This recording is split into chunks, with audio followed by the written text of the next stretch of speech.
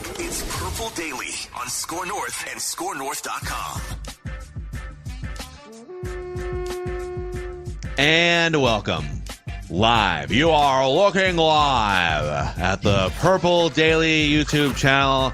We go live to Twin Cities Orthopedic Performance Center, where Judd Zulgad, glistening from the sun, potentially out of breath. He may have ran from Kevin O'Connell's post-game press conference or post-practice press conference. It's a live edition of Judd's camp notes off of the first of two Vikings-Titans joint practices. How are you? Are you okay? Absolutely, yeah. Okay. It was. It's hot, but it was the wind was blowing a gale, which actually led to some issues with Greg Joseph's field goal kicking and a Kirk Cousins pass. So that helped cool it down quite a bit. Yeah. Well, we'll get into all of it here. We're going to be live for about a half hour or so, hanging out with you on this afternoon here, this Wednesday afternoon. A shout out to our friends at TCL, which has award-winning TVs for any budget, any space, all with stunning picture quality. TCL makes more than just TVs. They offer mobile products, audio devices, and home appliances. TCL brings you joy and simplicity through innovative technology. You can learn more at TCL.com. And a shout out to our friends at Federated Mutual Insurance Company as this room fills in with Vikings fans.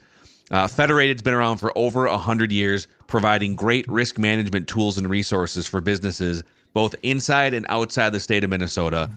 They know what they're doing, like a great offensive line for your business. You can find out more at federatedinsurance.com, where it's our business to protect yours.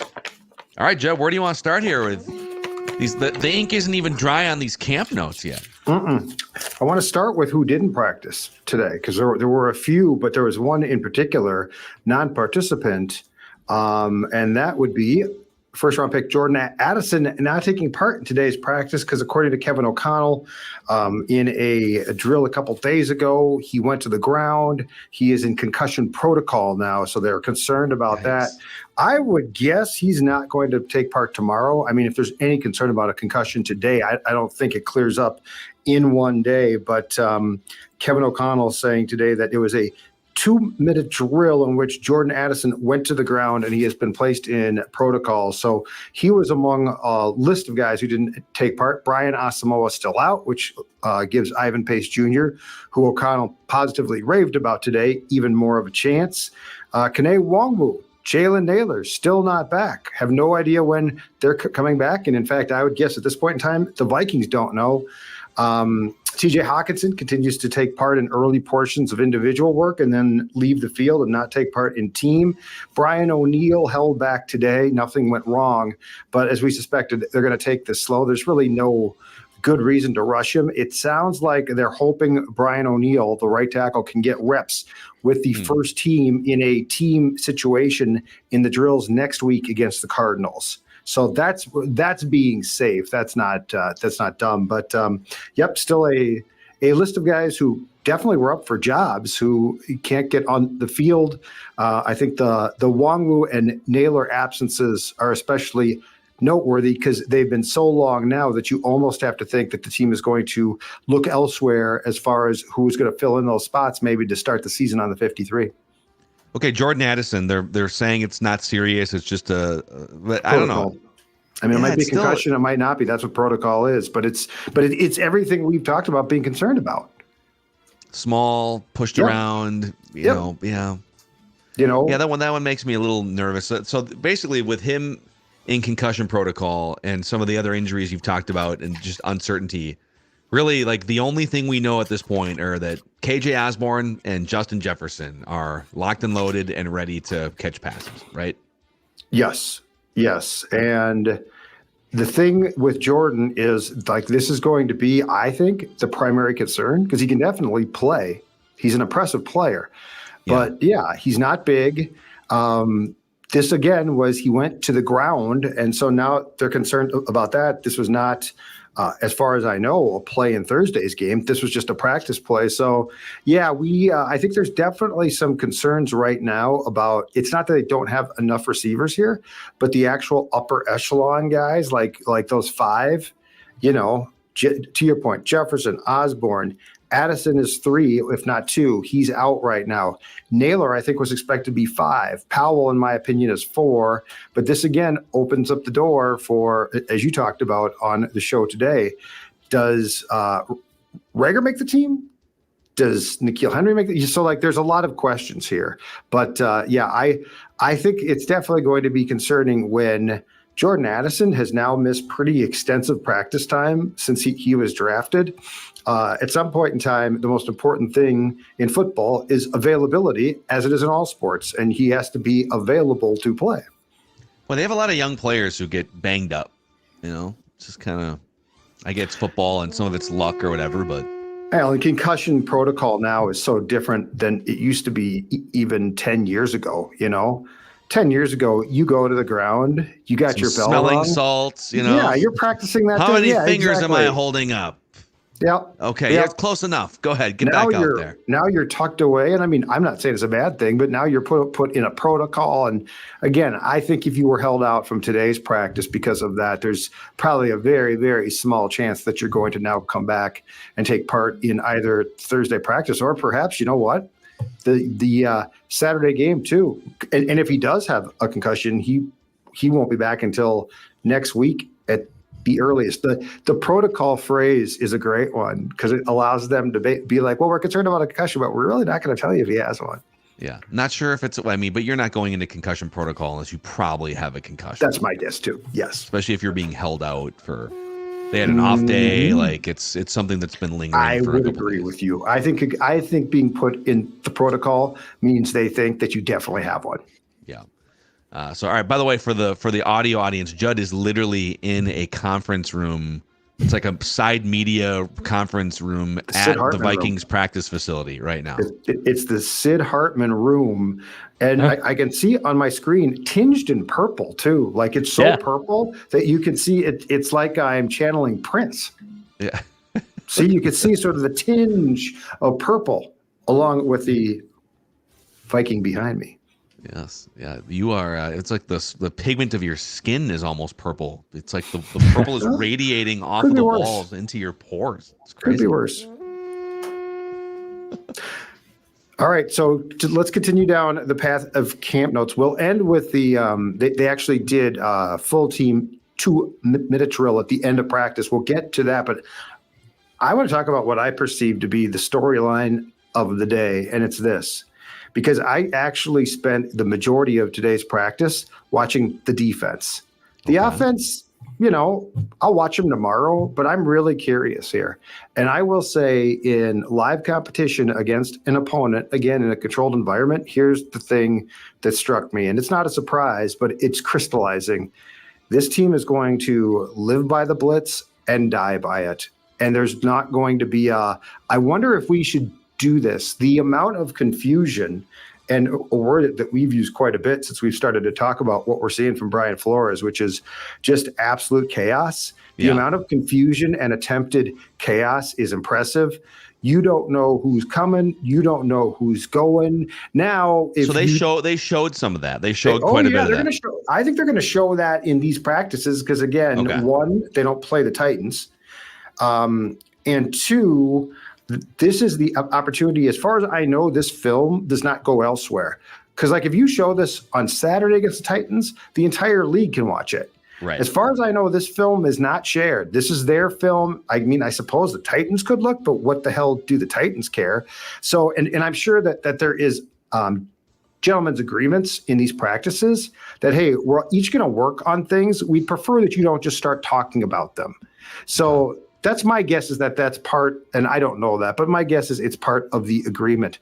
But yes, they 100% showed a lot of things. And I mean, they've got safeties blitzing. They've got corners blitzing. They've got linebackers and safeties showing blitz and bailing backwards. Let's go. Let's go. Now here's where here's where I think that there's a discussion, though. This is going to get really intriguing. There's two things at play here, in my opinion. Number one, early in the season, I think this is going to cause teams problems. because they haven't seen it before. Now, they probably have an idea of what Brian Flores likes to do, but it's with different players. And it's definitely, I think, going to cause teams problems. Once that's put on film, I'm curious what the Vikings then adjust out of that to sort of keep things fresh. The other thing is there's probably a handful of quarterbacks that they face who, if something goes wrong with the defense, are going to be licking their chops. But other than that, I think they're going to cause massive problems.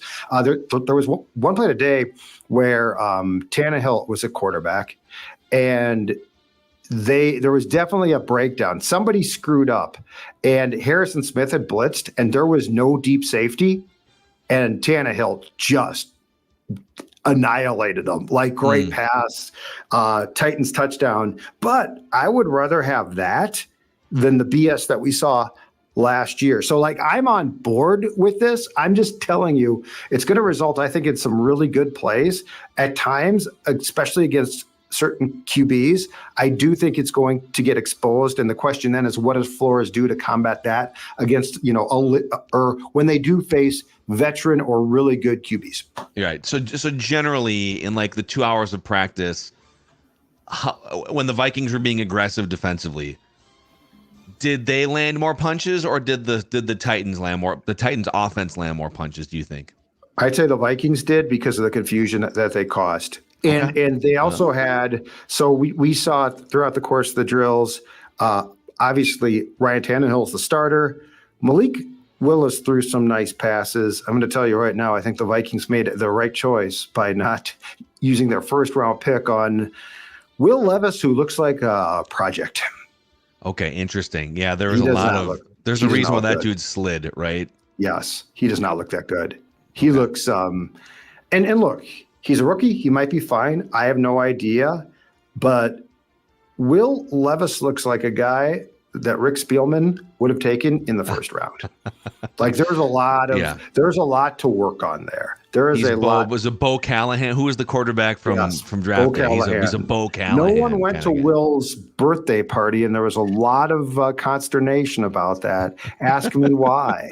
Ask me who was there. Yeah. But yes, I would say that the defense, in watching the defense, I would say that the defense for the Vikings had the upper hand. I would also say that this is even further confirmation that this is going to be about as big of 180 from what we saw a year ago as you could possibly get.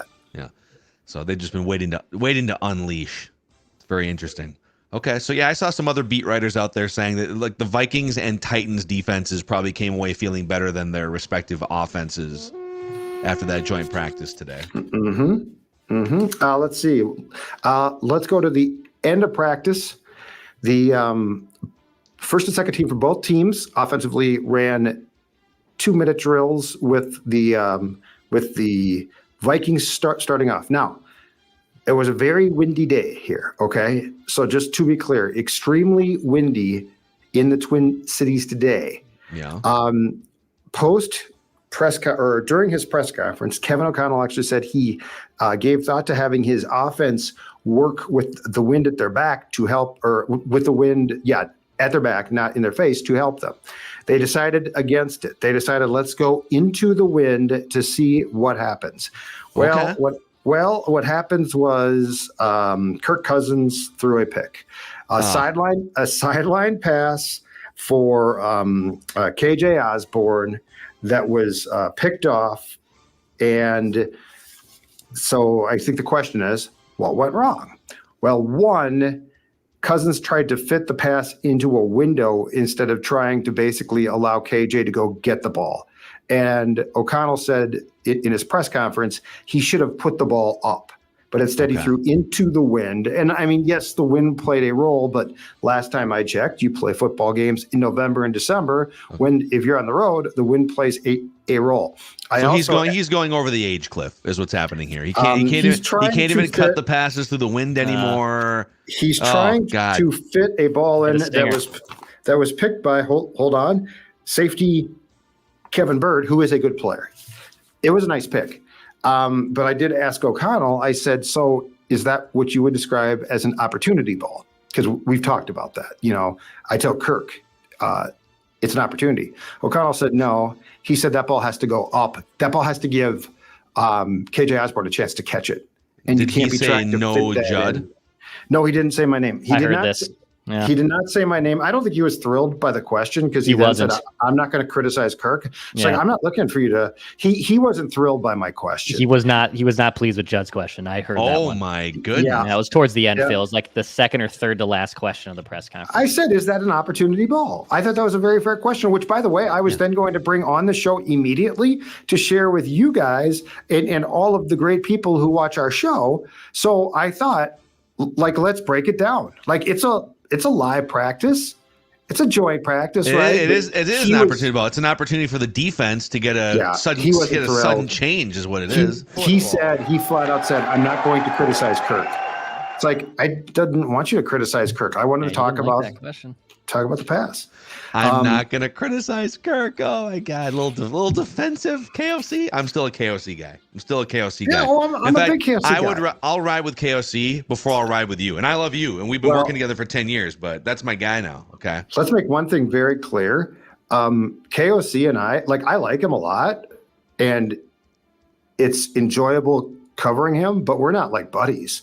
Like we have a professional relationship that revolves around my ability to talk to him, much like a coach, much like a fellow coach. Sure. Yeah. Those guys aren't your friends. I want to know, what did you see on that pass? And he shot back. And I mean, we could have gone back and forth, but we didn't, because you know what? We're true professionals. We're moving on. It's a fair question. Hey, you're expensive quarterback that you've been grooming through a really bad interception in front of hundreds of fans. What do you have to say about it, Kev? Yep. But unfortunately, I'm not done talking about Vikings interceptions in the 2-minute drill. Oh no. Because the Titans first team actually moved down the field more methodically than the Vikings did. But on a field goal attempt down by, I believe, 3 points with 3 seconds left, the field goal, which had to be from 50 some odd yards, wound up short. So the first team against the first team offense, zeros on the board. Second team, Nick Mullins, obviously running the show, pass tipped to the line of scrimmage, picked off again. Both of these, I should be very clear about this. Both of these passes were picked off like a play or two, or maybe three at most, into the drill. So these were sudden change. Like these were not the Vikings had made it in the 2-minute drill to the red zone, and then they, which would be disappointing. I'm not trying to justify it, but it's worth noting that both of the picks, one on the Kirk pass, one on the Mullins tip pass, both came early in the drill when the Vikings were still backed up, in this case, in Titans territory. I blame the wind. I mean, it sounds to me like, listen, they're not going to be playing outside for most of their games. They're going to be playing inside climate-controlled, wind-environment-controlled U.S. Bank Stadium. These quarterbacks just trying to throw passes into gale-force winds. I mean, I'm looking out my window right now. I mean, my grill almost blew over earlier. It's crazy. Yeah, there's a guy, right there. That guy almost lost his hat on the sidewalk outside. And here comes a football sailing towards your condo now. There's a meteorologist hanging onto a pole sideways right now. Paul Douglas? I think it's Sven Svengard, actually. I'm not sure. Dave Dahl? Take a peek. I think he's retired, but Barry Zavan, the weatherman?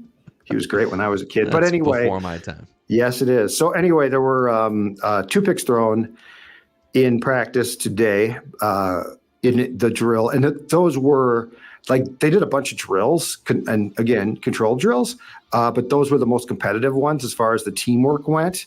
There was one drill. And again, so this is where you write that down presents a problem. So they did a gunner drill on both fields at different times. Okay.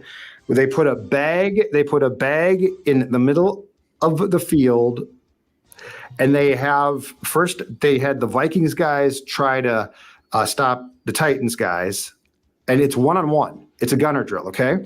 So you're looking to get, that's like capture the flag. And you're looking to get to the bag. Yes, exactly right. Exactly right. So you're looking to get to what amounts to, I don't know, a tackling dummy. Anyway, so the Vikings guys, though, tried to use technique. And there were a few guys, including my guy, Theo Jackson, who made really nice plays. It's clear the Titans have been taught just to hold. So the Titans, so as soon as the Viking guy tried to get to the bag as part of the gunner drill, the Titans guys would just hold them and like try and throw them down, and like the officials here were like constantly like, no, that's a flag, that's a flag. But this then, when the Vikings did a punting drill, and I do want to talk about that in a second, they then took this to the other field. And at one point I looked over and there was definitely a kerfuffle of sorts. But I didn't see any punches thrown, and then they broke it up quick. And then they broke it up quickly. I have seen video footage of a lengthy, what appears to be a 20-man. I would call it a skirmish. Okay, it was a melee of some kind. Yes, but I mean, I don't know if there were punches thrown. I don't know if guys actually had to be broken up, like coaches got. I did see Vrabel. The reason why that we actually started to watch it was Mike Vrabel, the Titans coach, at one point, like booked from one field to that area to try to help. So this could qualify if you can find the actual film of this. It could qualify. I don't know. I don't know what. As you write that down, we might have to strip the volume out of this here, but this is just the tail end. This is the tail end. Okay. Someone started filming the tail end of a melee. Oh, there is, but there are players being physically separated from other players here. But this physically, is can I just hold this up to the screen? Yeah, go for it. Okay. Here, okay. You want to give me the full screen here? Fine. So I predicted on Write That Down there would be a fight or a skirmish where guys had to be physically separated. Okay. This is from the where's this from? Vikings fan page. Okay. Of course. All right. Look at this. Look at this. Okay. Physically pulling guys out. I don't know, man. Yeah, it's a lot. Yeah, I'm with Declan here. This is a skirmish. How is this not a skirmish? Skirmish. Good God, it's just it a couple of football absolutely a guys. skirmish. That is not a skirmish. Yes, it is. Lord. This is, by the way, this is the tail end. This would not be even admissible in court. So I don't even know if we're lawyer Chase. We're gonna have to pull him into the ring here. Really gave us what do you think these players are just hanging out together? Yeah, but they're not. But there's no punches being thrown, and they're probably talking. There doesn't need smack. to be punches being thrown for it to be a skirmish. It's a skirmish. What do we got for the definition of skirmish here? Let's look up the definition of skirmish. You know what we need? We do need lawyer Chase. You're right. Lawyer Chase needs to come in and present. I don't think it's an episode of irregular or unpermitted fights, especially between small or outlying parts of armies or fleets. Yeah, these are fleets of football players that are skirmishing with each other, very clearly. Now, you guys clearly don't know what you're looking at. Okay, when it comes to skirmishes, I just don't know. I don't know. All right, I got one more note for you guys. Presented by our friends at uglydeck.com. Uglydeck.com. That's very good. In fact, if you want to throw a party, because you know what? The deck that you had becomes the deck that you want. Uglydeck.com is going to do exactly that. You can throw a skirmish if you want to. It's not a skirmish. This is people having fun. Look at this. This is people enjoying life. That sucks. But Ugly Deck comes and fixes it because a maintenance-free deck can be expensive. But what if I told you there's a way to save, and this is why they're partying, $10,000, even if you think you can't build a deck yourself. Uglydeck.com has a DIY assist program where they install your footings and ledger, design and assist with your project, and you finish the deck, and you are going to save thousands. In fact, you know what you get? You get a free DIY coach who's going to help you from start to finish. Imagine O'Connell and Cousins, right? And O'Connell comes in, he's the DIY coach. He's like, no, dude, here's what you do. And all of a sudden, Kirk becomes great. Well, the same thing is going to happen with your deck. Half of the uglydeck.com DIY customers have never framed a deck before, but you can DIY it with their help. Average savings, again, between $10,000 and $11,000. Just check them out at uglydeck.com and click on DIY. Again, it's your coach. It's your coach to get thousands off your deck. How awesome is that? Uglydeck.com. Hey, our friends at AG12 have been helping old Macadac with his nutrition for the last 6 years or so. So, okay, let's be honest. Some of us, not the greatest at getting the nutrients through foods, fruits, vegetables, etc., that we need on a daily basis. So for me, it's super easy to get up in the morning to scoop a scoop of AG1, 75 high-quality ingredients fitting in that little scoop, mixed with water in the morning or maybe even in the afternoon if you're looking to give yourself a boost middle of the day. for me, the biggest things I personally noticed after mixing AG1 into my daily regimen are brain fog lifted, energy levels heightened. I just feel more dialed in and ready to attack the day, if you will. Maybe get into skirmish. Maybe get into a skirmish. Yeah. Wow. You need energy if you're going to be getting into skirmishes. So if a comprehensive solution is what you need from your supplement routine, then AG1 is giving you a free 1-year supply of vitamin D and 5 free travel packs with your first purchase. Go to drinkag1.com/purpledaily. That's drinkag1.com/purpledaily.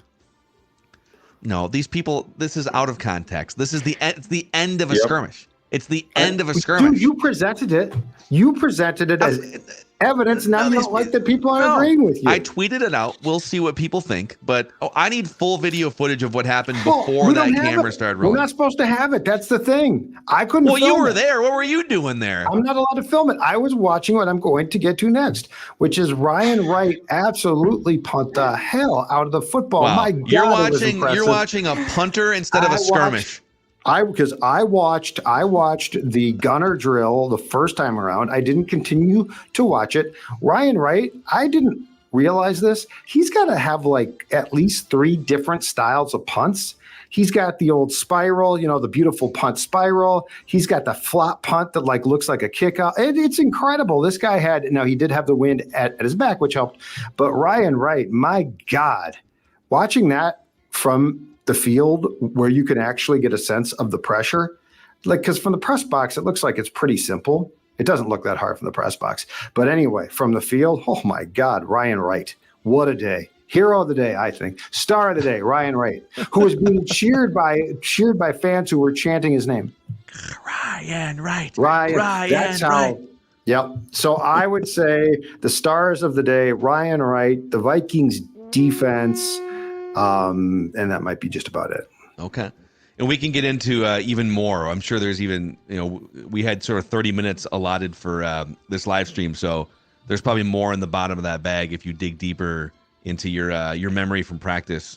And maybe people can send us more videos of the skirmish. We need more angles. I was going to say, you're going to have to get more from the thing. But you introduced it as evidence. It's now being used against you. I think Lawyer Chase maybe it was a legal misstep by me. I would think that Lawyer Chase would say that you introduced a piece of evidence that maybe you should have withheld. Rookie mistake, legal mistake by me. Exactly right. Unfortunately, got to watch more TV like me.